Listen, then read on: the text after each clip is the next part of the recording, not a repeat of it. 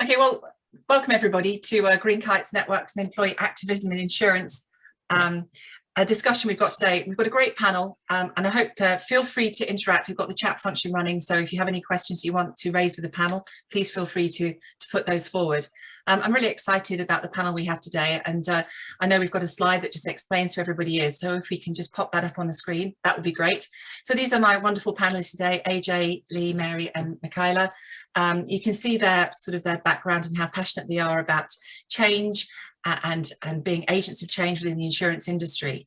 And I think one of the things that we wanted to look at in this discussion today was to try and work out how far we've come. There were a number of really fantastic employee networks that we can all be part of.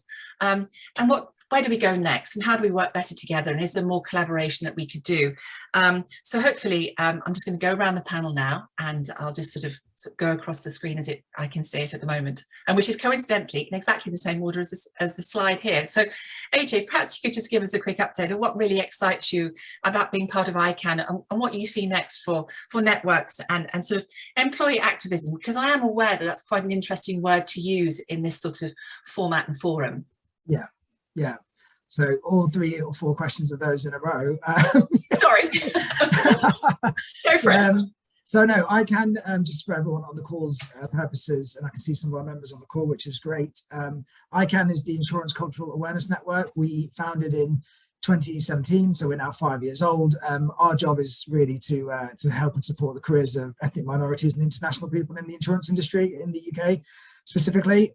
In terms of what I see for networks, I mean, it's been a very, very changing area. I know that there's many network leaders sort of on the call and on this panel, but we've had a big ride, I think, in the last 5 years. It's so much has happened in terms of not just COVID, but, you know, when it comes to world issues and legal changes and things happening globally, and it's really, really affected the networks. Prime example being George Floyd in 2020, when he died. You know, the multicultural networks have never had so much power and so much influence, where CEOs were going straight to them to ask for them, what are we going to do as a company? And so the networks themselves have had a lot more power than previous. But alternatively, you know, there's also been a disconnect with COVID happening. You know, the networks not being able to get together as much. So ultimately, they've had to separate a little bit. But when it comes to the activism area, yeah, I'm completely for this word, and I'm completely for employees being activists, and I'm sure that will come up later in the call.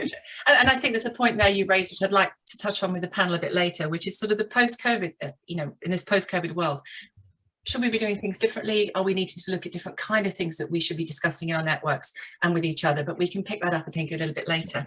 I've got a really huge welcome here to Lee, who, what time is it in the morning over with you? 8 AM or something, isn't it?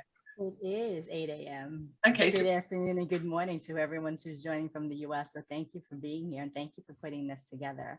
So to answer your question, so I just want to just do a quick intro. My name is Lee Vu. I am the founder of Multicultural Reinsurance Insurance Association, what we call MRIA. And to answer your question, I think it's just touching exactly on what AJ just said from his perspective. We look at it like the world has changed very drastically in the last few years, whether it be COVID or just the social landscape of the world after George Floyd. And it took a moment just to say, like, is there a need to make change? And I think that's where, you know, MRIA kind of came out of that idea, and how do we push that forward and have a conversation to see how we can make change within the industry. And I think all these organizations, as you see here today, are part of that. And how do we come together as groups together to really look to, you know, reshift and reshape what the culture of the industry is about. Okay, thank you. Mary, over to you. Hi. Oh, hang on. It's all right. Well, I'm going to make that joke. If we all had £1 for every time, I would be doing this full time. That's what I would do. So yeah, that's a bit of a segue into you know, I'm really passionate about this idea of employee resource groups and activism, because it reminds me of that, you know, I think that word resource is really heavily connected to what I feel as being the resilience that was demonstrated during the recent global pandemic, and what I sort of saw then as the power of sort of camaraderie and networks coming to the fore. And I think definitely from for the Insurance Families Network, it was a time when we've come through a time when actually being sort of at home, family and home are often synonymous. They don't have to be, but they are often synonymous. And I think in the new sort of hybrid world and working culture, we've now realized that actually there is a real holistic importance of bringing all of that into our employment environment as well. So what I think about sort of today's topic and some of the areas that we might touch on in terms of the harnessing the power of networks and resource groups is being able to, from an inclusion diversity perspective, be who we are out loud. And I think the individual employees within a group and collectively can really turn up the volume on what it means to be working in this market, but with a lens on how we can bring more intersectionality to all of the different areas of focus of inclusion diversity. And I just think there is a lot of power to the collective voice and to bringing it back to being an individual agent for change.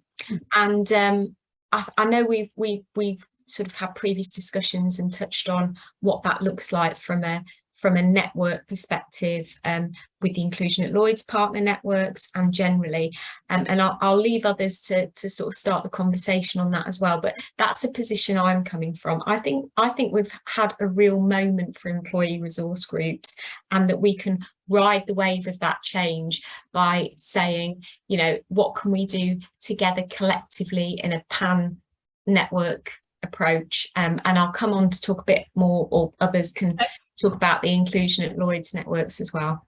Thank you. And you mentioned one word, Michaela, I'll go over to you. Intersectionality, I know, is something that you think is really important from your views. Perhaps you could give us sort of link that, so what Mary was saying, into your views as well about the importance of intersectionality and how you feel about that. Yes, thank you, Karen, and hello to everyone who's joined today. My name is Michaela Gibson. I am the founder of the Insurance Families Network, and we're now 4 years old. I also sit on Link, which is the cross-market LGBTQ+ network, and I am the co-founder of the 50 over 50 initiative, which launched this year to celebrate the contribution of women over 50. I also sat on the steering committee of iCAN for a year when it was founded, and I sat on the steering committee of GIN, the Gender Inclusion Network, when that was founded. And I'm sharing that not really to say, oh, look at me, how wonderful I am. I've sat on all of these things, but the idea that we exist as one part of identity just isn't true for anyone. So the Inclusion at Lloyd's partner networks, for people who don't know them, there's 6 networks, and those networks are the Insurance Families Network, and our mission is to make the insurance industry more family friendly. And that's not just about mums and dads, that's about everyone. There's GIN, the Gender Inclusion Network, which works to promote gender inclusion and gender balance. There's iCAN, which AJ is here today representing, which, as he said, is the cultural and ethnic inclusion. There's also iDAWN for mental health and well-being. There's the Next Generation in insurance. I think, is that it? Have I missed one? Link and the IFN. So those 6 networks cover all various identities, and we all have our own area of focus, but we come together, and we're coming together more and more recently, in part propelled by COVID, to help people in the market across all those areas. An example of that is at the IFN, one of our main areas is the promotion of the modern family. And by modern family, we mean a mum and a dad and 2 children. We mean 2 dads, 2 mums, single dad, single mum, brothers and sisters, grandparents, carers. So this idea that we can all work together and we can all be agents for change, but we can, what's that word, amplify each other's voices. I think that's why we're here today, isn't it, Karen, to talk about how we can do that. Yeah. Yeah, it is. And it's one of the questions I've had. And I've been in the industry a long time, and particularly love your 50 over 50 initiative for lots of reasons. But I think one of the things that I've often seen is that we can often become siloed as networks and passion projects along the way. And I was wondering if you all feel, and I think, you know, clearly the Lloyd's umbrella allows some networks to work well together. I always think there's a bit more we could do between our networks to make sure that we provide some kind of interesting and wide breadth coverage of lots of issues, so they're not just always concentrating on the same things, or perhaps butting into each other, so that perhaps is there some scope perhaps for the networks to work together in a bit more of a coordinated way, Michaela, do you think, going forwards? Because there are so many things to discuss. And another thought I have for the panel as well is, you know, we've done such a lot of work in spotlighting various areas of the market, you know, whether it's Link, for example, is such a great initiative. I always think, should we also be then perhaps moving out into looking at behaviours as well, and spotlighting perhaps things like anti-bullying, for an example, as an issue to be dealt with, whichever network that you're in. So it's a collective kind of problem we can try and solve together from a different standpoint. I don't know if you've got any thoughts about that. I do, Karen. I think I must have a thought on every question you ask, so do tell me to be quiet. My answer to your first question is yes and no. And I'll start with the no. It's really important that the networks don't lose their focus. And when I think of Link, I think of Link as there primarily to support LGBTQ plus people in the market. It's now, well, next year it'll be 10 years old. And there's ups and downs as to when we think, oh, this is a great year, inclusion's really gone forward for gay people and trans people. Then there's years when it feels like it's gone back. So Link does need to devote the majority of its time to making sure that we promote LGBTQ plus inclusion. And I'm totally with you on that. And I would say, from my perspective, I think it's important that we also keep the spotlight on women in the insurance industry as well. Exactly. So the gender inclusion network. But what I think we need to do as networks is, what are the common themes that run through us? So not necessarily where we're promoting acceptance, we're raising awareness and we're supporting people who identify with the aims of our networks. But to your point about behaviours, those themes that spread all across our networks, the wider networks, the whole UK insurance industry, without question. And I think 50 over 50 is a small example of how we can come together, supported by the IFN, supported by Link directly, but also supported by all the contacts that I have and the contacts of people on this call, to go out and reach out to women over 50 across the UK. Yeah, no, thank you for that. Do any of the other panel want to sort of come in on that view about how we could work together better? And is it tackling cross themes between our networks? I think there's two cross themes, Karen, that I would recognise as being of importance for a consolidated effort across networks. I mean, for me, social mobility and unconscious bias generally is something that it needs to have. I mean, unconscious bias is sort of one of those theoretical things that we realise, oh, you know, I may have a bias in this area, I may have a bias in that area that I need to challenge. But it's kind of a bit like Michaela mentioned just then about behavioural change. So yes, it's all very well having the unconscious bias training, which, by the way, Miller has that as part of its induction process, which I think is a great thing to have. It's almost like onboarding people with an ingrained message, or not an ingrained message, but a message of, you know, keep that challenge at the forefront of your mind. And it's how do we create that behavioural change? I mean, I've seen things like inclusive language guidelines from the CII, which were great. You know, and obviously Michaela's the 50 over 50 campaign. With social mobility, I definitely think there needs to be something that the networks perhaps could do on a consolidated basis, either to support a separate social mobility initiative or something, you know. Yeah, I mean, it could be something as simple with unconscious bias, whilst you know, you know, there's lots of different subsets of behaviours within unconscious bias that you could call out, like the language, like the approach to age, like the approach to all sorts of things. Maybe we, you know, where we've got like the equal parenting, the equal parental leave policy, something like that, maybe sort of a benchmark standard would be ensuring that all firms have unconscious bias training in their induction programme. Okay, thank you. And I'm just, some really interesting points that I'd like to come back to. And incidentally, I think I read this week that they're considering making social mobility a protected characteristic. It's currently being discussed at the moment. And that might be another interesting segue that we can talk about maybe at a future thing. But I do think that's on people's agendas. And if they're looking at that becoming protected characteristics, maybe we could be working and thinking about how we can tackle that within the insurance industry. Lee, we've been listening to our colleagues on the panel here, and there is a question that's come up on the chat list here. Sort of as a newest network, what have you and the MRIA taken as lessons learned from seeing other networks at work? I mean, does anything we've said so far today sort of resonate with you? Yeah, absolutely. I think what we're doing right now is progress, right? Of just what we've all talked about, intersectionality between, you know, regions, between areas of the industry, whether it's reinsurance, insurance, and reinsurance has been my home since I started in this industry. So it's kind of like taking all these different aspects of it, and what everyone is doing is wonderful. And how do we highlight that even more on a national / global level? And when we look at MRIA, we look at it as like if you want to create change, there is that call to action. And it's like, how do we do it? How do we partner up with each other to become stronger in our voice, to really shift what the industry is doing? And I think that's the part of MRIA that we are looking to put out there, is that we're a global platform where ideas become actionable, right? Each of our organizations have done such great things, right? How do we take those key ideas that you guys have implemented in your areas and know that it works? And how do we get it, you know, translated across different regions?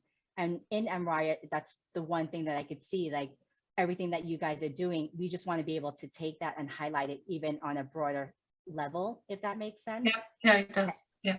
And this is just a great platform to even, like, who would have thought the US and the UK will be having the same discussion on one call at one time?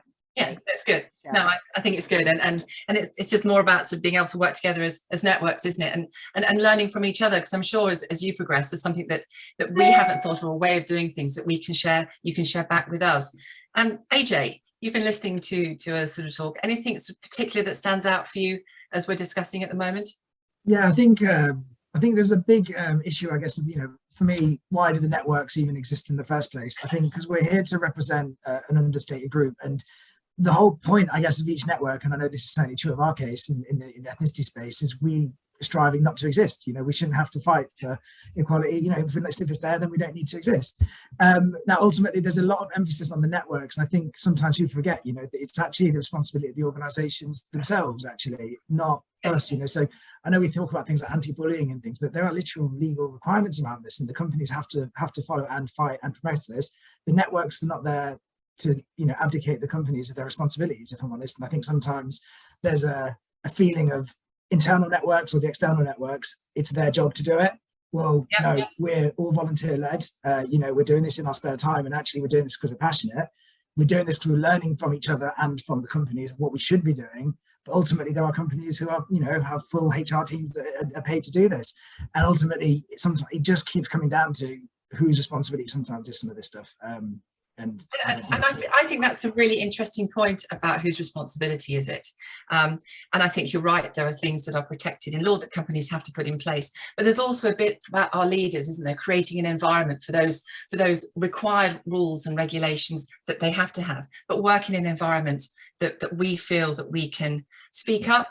And this brings me sort of back to, I do think, and maybe one of the other panel will pick up this point in a moment, there is also sort of a bit of an individual responsibility around this as well.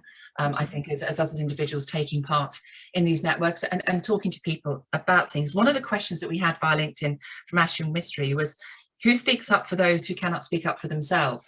And I'm just wondering, you know, how you think that works in as we move forward in this post-pandemic and COVID world, and we're not together all the time. Who picks up the responsibility of speaking up for those who can't speak for themselves? So I think it's really important. I think there's an individual responsibility around this as well, by the way, in terms of if you see poor behaviours, you call it out, but sometimes you're not in the environment to be able to call it out. So I don't know if any of you have any views about how we can sort of where we are in that in our networks in the insurance industry. I don't know if anybody wants to start an answer off about that. Yeah, Michaela, you go. Yeah, Karen, I was going to say I could answer that, but more from my role as Inclusive Culture Programme Manager at Apollo, because that's something we really focused on.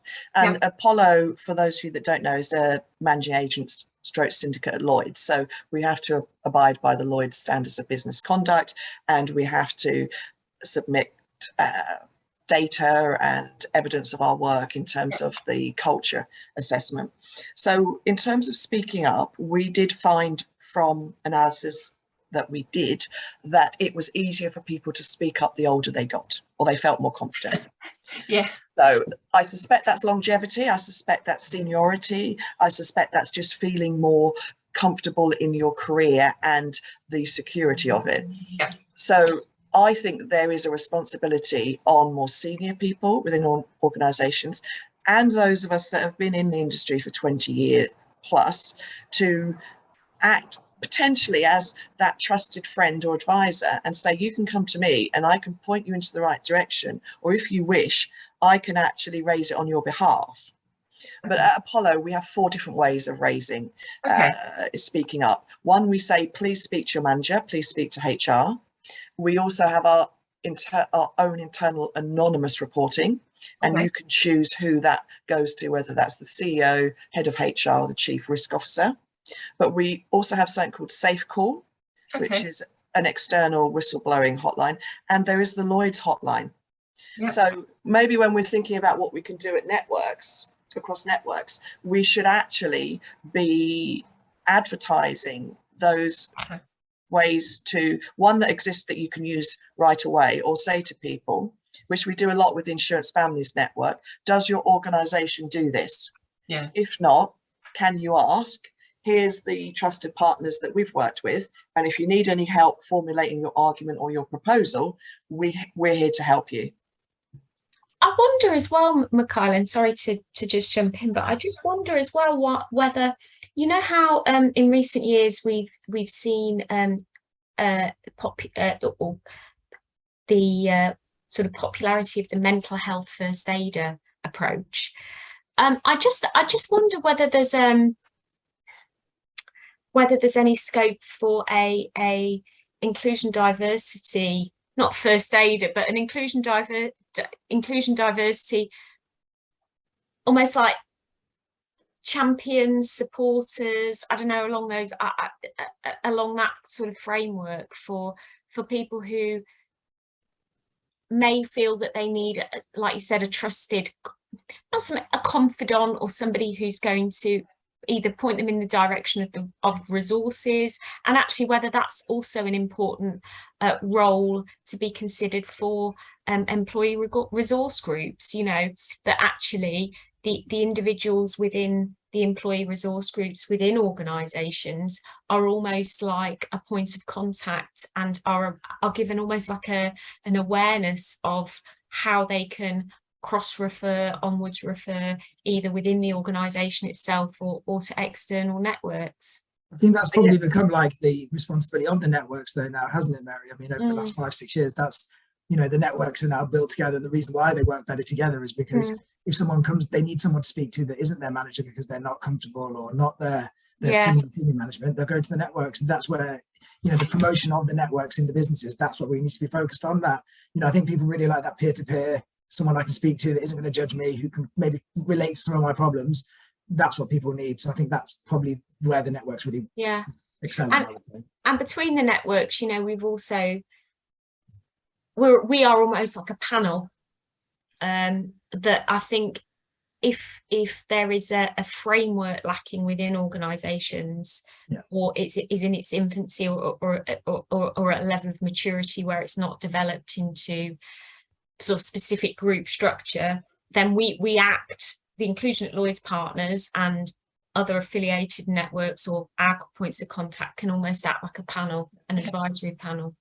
Yes, but I want to add, and this is a call out to everyone, whatever your size, you should have a fully paid up employee, whether that's an I&D manager, whether it's someone who's full-time, part-time, who is there to help your networks. There's far too much pressure on the networks, as us ourselves, and on internal employee resource groups to do things for free as well as their day jobs.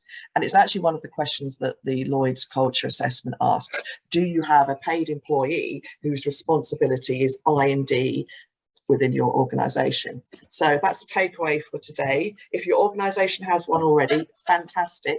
If not, by all means get in contact with myself or Mary or maybe anyone else on this call, and we'll help you craft the proposal. Do you find yourselves as your networks, and Lee as well, please come in on this one, do you find yourselves being resourced by employers more now, as well as your network associates, if you like, the people that are members of your networks? Do you find that employees are coming to you for advice about how to structure or create a policy around something or an initiative that might be great? Do you find yourselves being a resource for employers outside of your own companies, if that makes sense to you, as a network, that people are coming to you for resource and advice from a company perspective? Is that happening with you guys? Lee, please. I will say for us, as we launched this year, there has been that individual conversations, right? Like what Michaela said, it's like peer-to-peer, just people, like NJ said, people feel uncomfortable sharing things with you, right? And their stories of different things and like what they'd like to see. And it's, it's someone taking that idea and putting it into action. And I think that's where MRIA came from, because there is a lot of those conversations, but we have to think about how do we put it together in a way that would be accepted by the industry, right?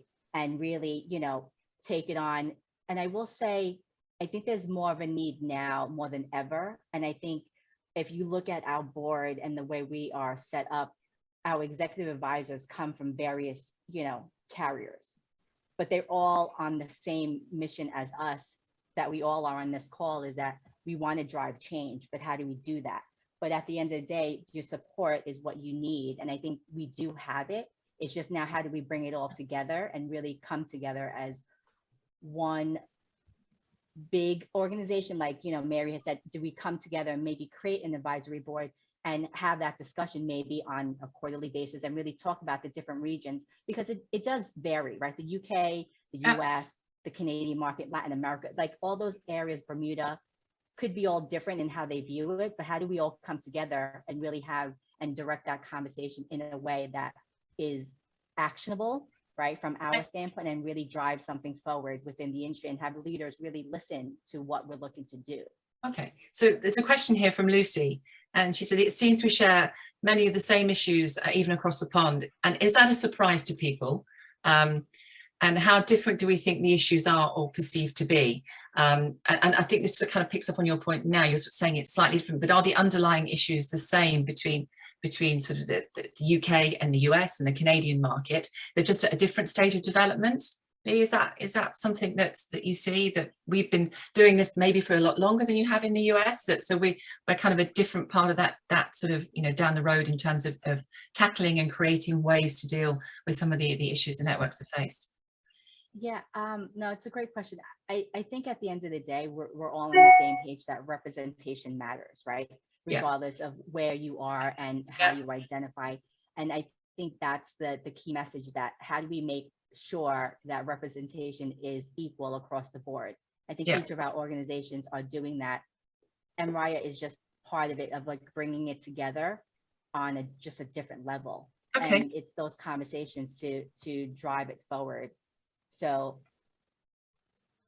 I think it's exactly the same. It's just how are we all doing it differently, and it's slightly different, but it's all the same at the end of the day. Underlying issues.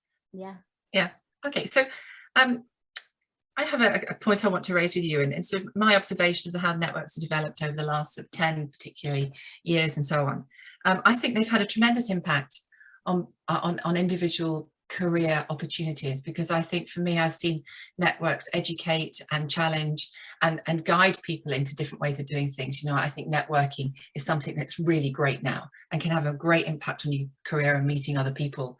And you know, is that something that you all see has happened within your networks, that one of the benefits has been is allowing people to connect with each other and also raise issues about how to navigate your way through the insurance industry and your career development? And you know, I think a lot of this for me is about role models as well, which is particularly, Michaela, why I love your 50 over 50 initiative that you're involved in, and that you have these role models, because you need to see people around the board table in particular positions that look like all of us. And I just think those kind of things that we've engaged in our networks have had a tremendous impact on individual people's careers, should they want to take part in them. I don't know if any of you want to sort of take that up as a discussion point.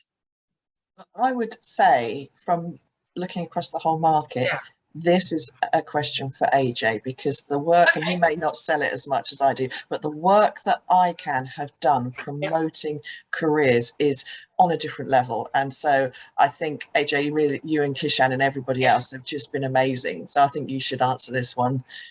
Oh, thank you very much. That's nice to say, but obviously you're part of it. And I think just to bring it back, Karen, as well, I think the reason why the four of us are on this panel in the first place is because our jobs are running networks of networks, you know, so we're actually looking at it from a different angle as well. And we've all been in companies, most of us been part of company networks. Now, ultimately for us, it's, you know, our job isn't just to make change, it's to help leaders make change, you know, so that our job is to train the network leaders to be better, to be able to make the change. So we're trying to look at it from an angle of, there's senior leaders, there's network leaders who are really making that impact and really getting people involved. We've got to make sure that they survive, we've got to make sure they thrive, and we've got to make sure they keep moving forwards, because if they don't, our mission becomes a lot harder, I would say. And ultimately, you know, we're not a one-man band, we're a group that are working with other groups. So that's sort of just one point. In terms of the sort of, just to bring it back to the bit about, you know, employees and what they really can get from networking. Clearly, you know, we've all got to where we are because we've networked, you know, there's no question about it, you know, we didn't just turn up to work one day and have to be given these roles. We've all had to turn up to drinks, to dinners, to lunches, to meetings. We've all had to show up. We've all had to put ourselves out there. All of us have had to be in uncomfortable positions. You don't become running a network from not being uncomfortable, you know, and you have to speak to people that don't agree that your mission is even valid to even have on the table. And me and Lee had a great conversation the other day about this, and Michaela knows extremely about this as well, is when we launched iCAN, you know, we launched in 2017. Before that, and I remember very clearly, people didn't even want to say the word black. And if you can't say the black, you can't talk about race. It was like every time it came up, it was so uncomfortable for people to realize the race network exists. You know, people felt good about, oh yeah, we're going to increase the number of women and we're going to push the LGBT network up and all this. You think, but what about us? And people couldn't talk about us. They just didn't. So events happen to lead us to this, but now our time is here, so we've really got to make that difference. But yeah, I think in answer to a few of your questions, there's a real need for the networks and a real need for employees to get involved in these networks. And there's a question just come up: how can networks help us find mentors who are also supporting the networks? Now, I know that iCAN, because I'm involved in a mentoring network that iCAN have put together. So I know as a network that you have one. I don't know if the Insurance Families Network does or MRIA does, but we put together quite a formal mentoring scheme, about 2 or 3 years ago now, wasn't it? I think yeah, absolutely. Just to let everyone know what that is. So iCAN, and there are a lot of networking mentoring systems that exist, especially in places like you know, CII and some good places. So it's not just iCAN, but iCAN, we launched with Karen's help as well, a self-service mentoring platform called iCAN Inspire.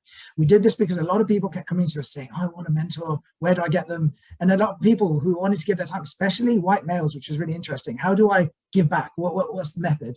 And we thought, you know, we'll create a platform that exists where mentors and mentees can actually just log on themselves and meet each other, because, you know, just scale is what it is. We've now had so much demand, and I'm sure Karen knows bits about this, but yeah, we're actually relaunching the whole thing in a couple of months.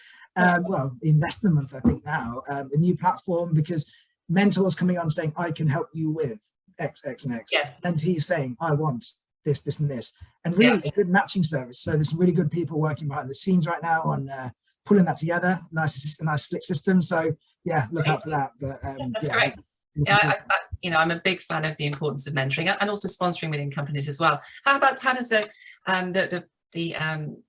your network deal with it, for example, Mary? Do you provide sort of any mentoring opportunities in terms of that, or you know, or your companies themselves, do they have a scheme in place for mentoring? Because I think it's really important that companies have that kind of mentoring attitude to their colleagues.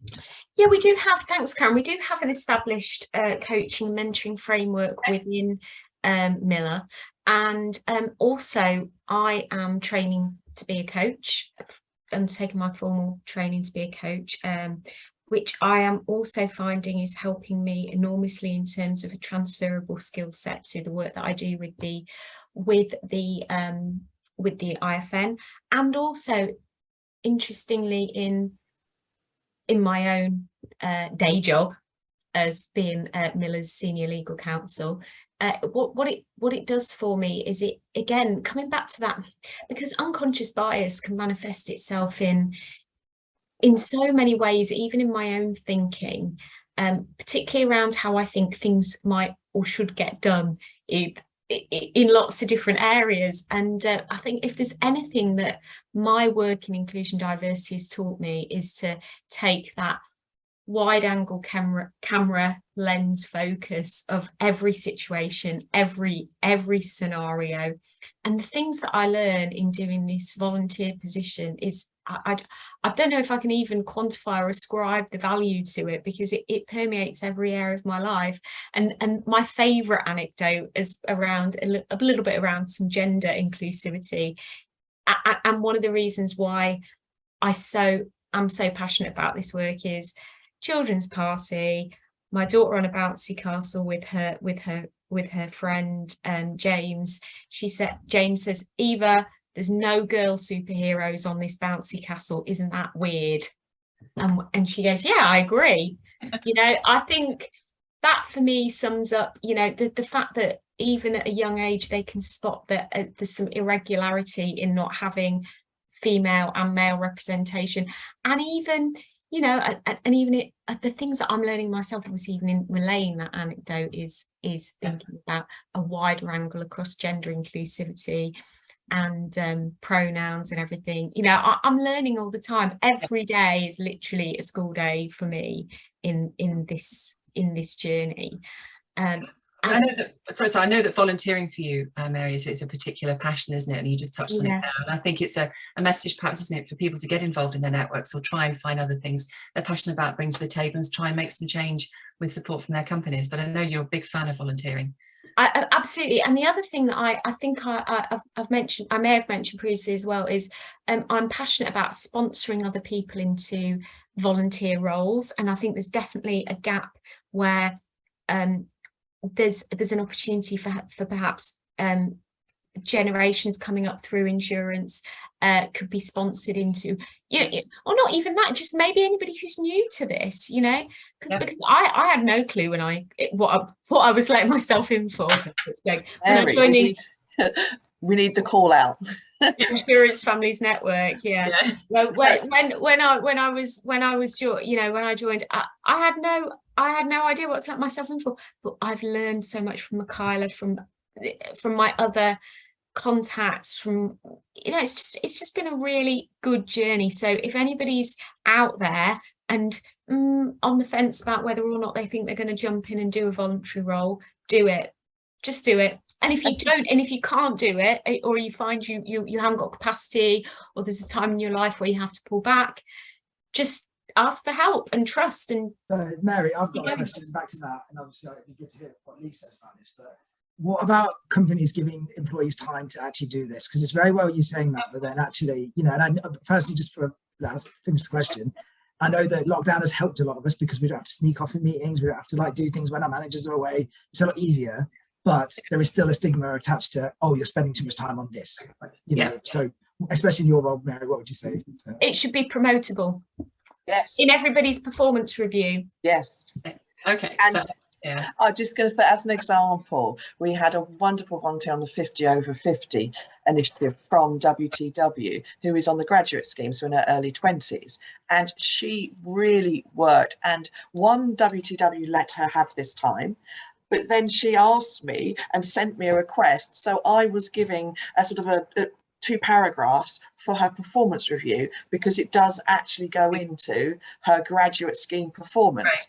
And I know WTW are a big organisation, lots of funds, and they're at the forefront of a lot of I&D initiatives. But I think that's scalable. I can't see why small organisations can't do that. And I just want to do a call out to the point you just said, Karen. 2 things from the Insurance Families Network.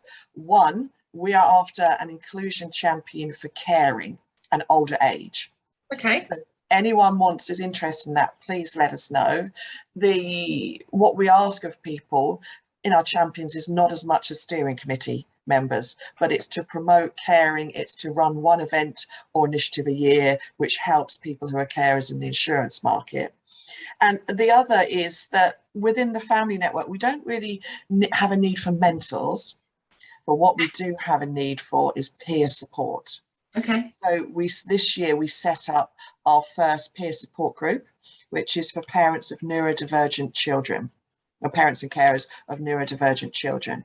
So we had our first session, which was lunch at RPC, and it was just us all getting together and talking and sharing. We've got the next one on September the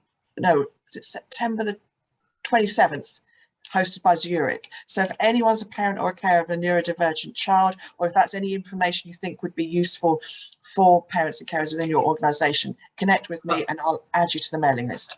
Thank you very much for that. So I'm kind of aware that 45 minutes is a really ambitious sort of short time frame, because time is the enemy of all of us. It really is on so many things, that we're sort of coming to the end of our sort of 45 minutes. But there are a couple of things I want to ask you all, and sort of throw out a challenge to people that are listening, to individuals, and to take back to their companies about what they could go back and ask their companies about and challenge them. Are you doing these kind of things? And if you're not, should you be thinking about it? So, Michaela, I'm going to start with you, because I think we've spoken before, and I know you're very clear on something that you want to raise. So I'm going to throw it to you first, and then sort of go across the panel, and then so kick us off with a couple of challenges. Okay, so I don't believe that any organisation should have a staggered maternity policy in terms of leave and support, and I don't believe that it should be any different for men or women, or how you came to being a parent. So one of the aims of the Insurance Families Network is to influence policy, and we want to see every single organisation adopt an equal parental leave and support policy. Yep. We're not telling you how much you have to pay and how much leave you have to give.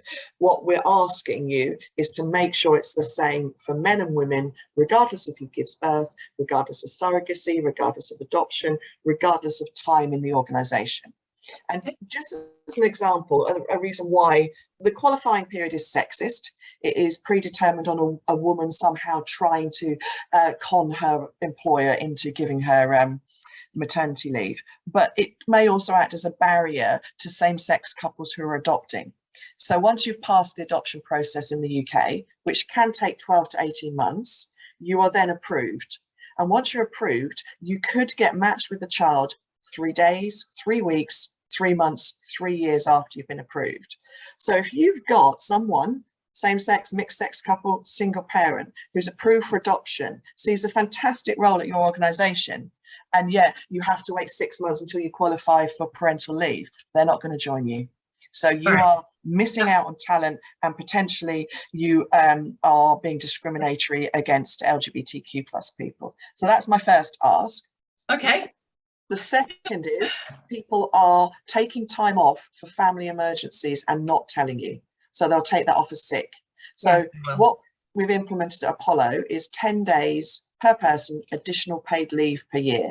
You can use that for emergency childcare, elder care, pregnancy loss and miscarriage, fertility treatment, both partners, and the pregnancy loss is both partners, menopause, andropause, gender affirmation, and domestic abuse safe leave, or actually any emergency that you have as an individual that you need to take off work. And we just want transparency and openness, and to tell our employees that we know these things happen. You don't have to lie. This is yours. Please use it.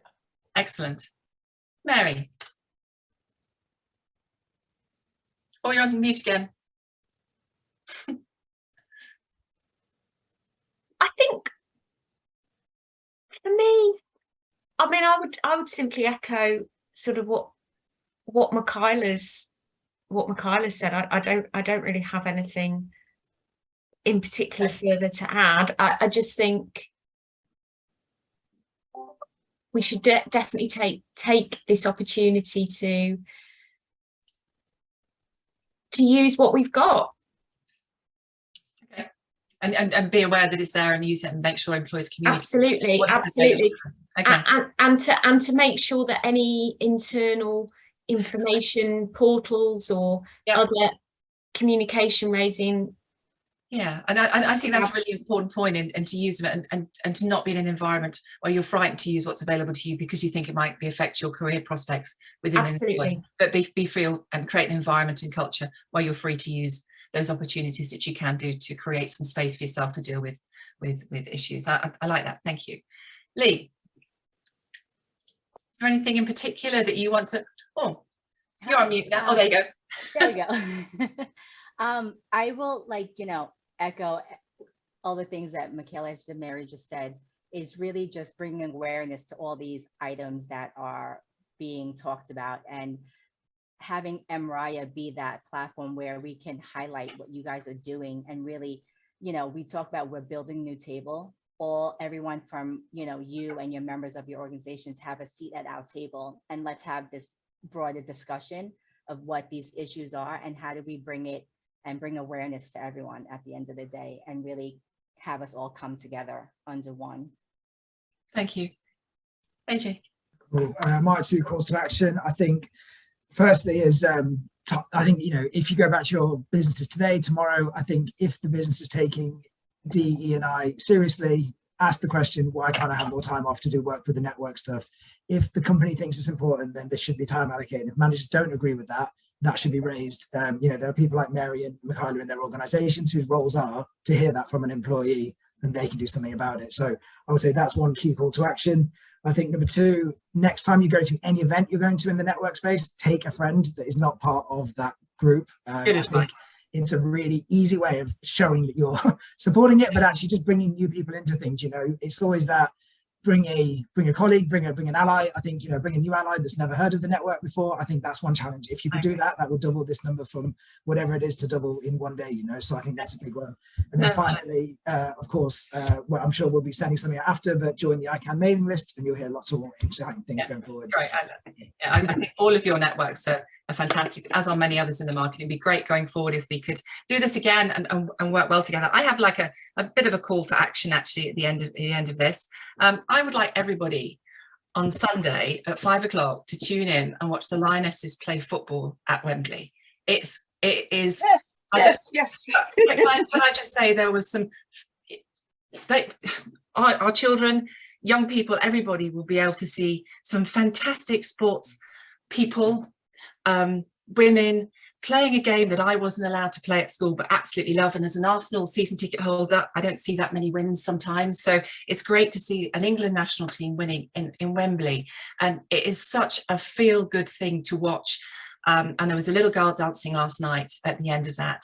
And she will remember that for the rest of her life, seeing women playing football to a massively high standard, and won't think it's any different. And why shouldn't she? And I just think if you've got some time to spend, tune in on Sunday at 5 o'clock, because I think it's just the best thing I've seen in a sporting arena for a long time, and just addresses and has broken down so many barriers and has got a real groundswell behind it. So I think the insurance industry has changed in the 35-6 years I've been involved with it. It has really changed.